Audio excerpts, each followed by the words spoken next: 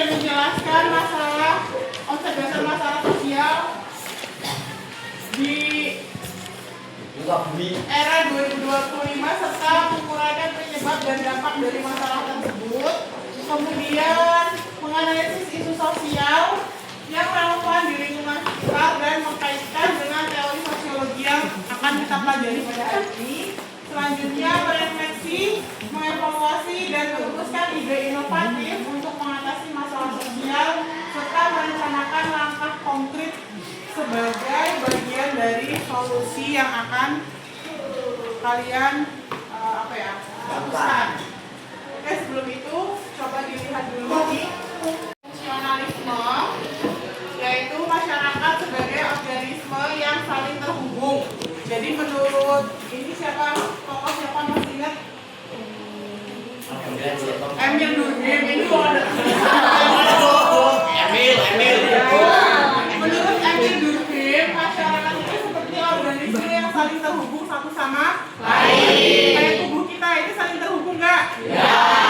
Kalau misal salah satu ada yang sakit, berfungsi dengan baik tidak tubuhnya? Tidak. Contohnya misal sakit gigi nih.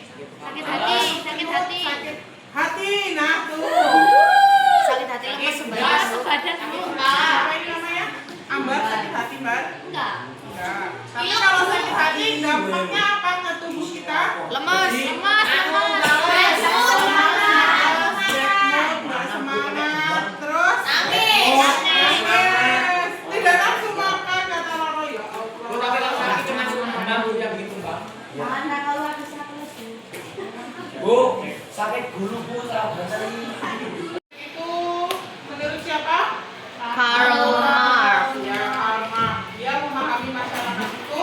Kata kuncinya ada 3. Pertama, perjuangan kelas, dinamika kekuasaan, dan kompetensi sumber daya. Perjuangan kelas itu terbagi atas kelas yang saling bertentangan karena perbedaan kepentingan ekonomi. Misalnya kelas borjuis sama kelas proletar. Itu kenapa? Borjuis itu pemilik modal, proletar itu karyawan atau pekerjanya.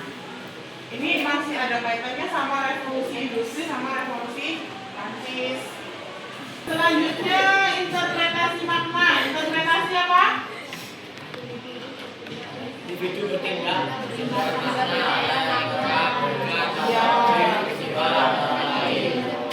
Individu itu bertindak berdasarkan makna yang mereka berikan pada objek, peristiwa, dan orang lain. Kita melakukan sesuatu pasti ada tujuannya. Gak mungkin kan kalian melakukan sesuatu gak ada tujuannya? Ya, berangkat sekolah tujuannya apa? Ketemu gayun sama Iyang. Ketemu ayam. Gayun. Siapa? Ketemu siapa, Lim? Sampai di sini paham ya? Misalnya kita halaman kedua itu kan ada artikelnya ya? Ya, Bu. Oke, artikelnya nanti setelah ini dibaca dulu intinya itu apa. Kemudian di halaman 3-nya itu ada instruksi atau pertanyaan untuk menjawab artikel itu. Ada 6 pertanyaan. Yang pertama, identifikasi masalah. Di artikel itu terjadi masalah apa? Kemudian faktor penyebabnya itu apa? Dampak masalah sosialnya itu apa? Nah, yang keempat, ini masuk ke dalam teori apa? Paham nggak? Kan tadi kita udah bahas 3 teori itu ya. Fungsionalisme, konflik, sama interaksionisme simbolik. Nah, dari artikel yang kalian dapat, artikel yang kelompok kalian masing-masing dapat ini, masalah itu masuk ke kategori yang mana? Terus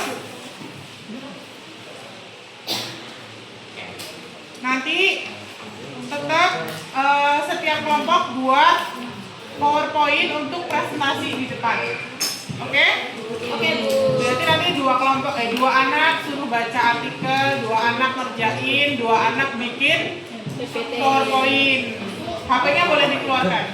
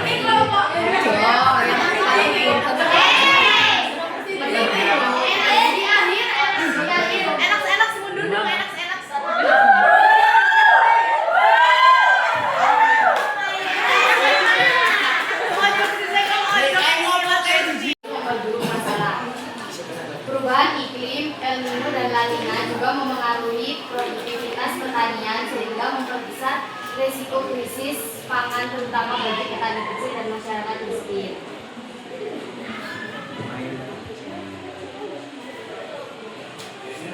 Jadi ada dampak utama. Yang pertama, harga pangan fluktuatif. Yang kedua, pendapatan petani tidak stabil dan perubahan iklim memperburuk hasil panen. Siapa yang bertanggung jawab untuk membenahi infrastruktur agar distribusi pangan itu terpenuhi? Yang berkewajiban yaitu siapa? Pemerintah. Karena kalau jalannya jelek, aksesnya sulit, maka distribusi pangan itu tidak akan merata ke seluruh wilayah yang membutuhkan pangan. Kemudian tadi timbal baliknya masyarakat terhadap distribusi pangan itu ketika mereka bisa mendapatkan, terus timbal baliknya itu apa? Tadi benar kata Galen dan teman-teman yang di depan adalah membayar pajak itu untuk bagaimana perbaikan infrastruktur yang ada. Kemudian bagaimana siapa yang mendapatkan distribusi pangan tersebut, ya kan ada tadi.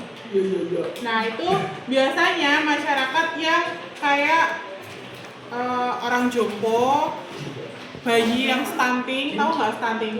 Berat badannya itu di bawah normal, sama kekurangan gizi, atau yaitu mbah-mbah yang udah jompo gitu. Itu biasanya dari kelurahan bekerja sama dengan posyandu. Nah posyandu itu kan nggak hanya untuk bayi, ada yang untuk ibu hamil, ada yang untuk nenek-nenek lansia itu.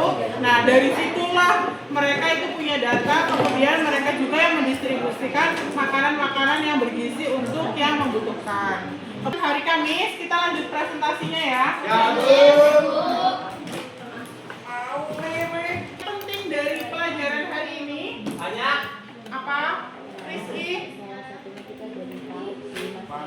Semangat belajar. Semangat belajar. Si Paul? Salah satunya jadi tahu kayak masalah-masalah yang terjadi di lingkungan sekitar kita loh. Oh iya, kita jadi tahu masalah-masalah sosial yang terjadi di lingkungan sekitar kita, nanti ujung-ujungnya merambah ke seluruh Indonesia. Oke cukup, terima kasih untuk hari ini, semoga bermanfaat. Amin. Sampai bertemu di pertemuan yang akan datang dengan semangat baru. Selamat siang.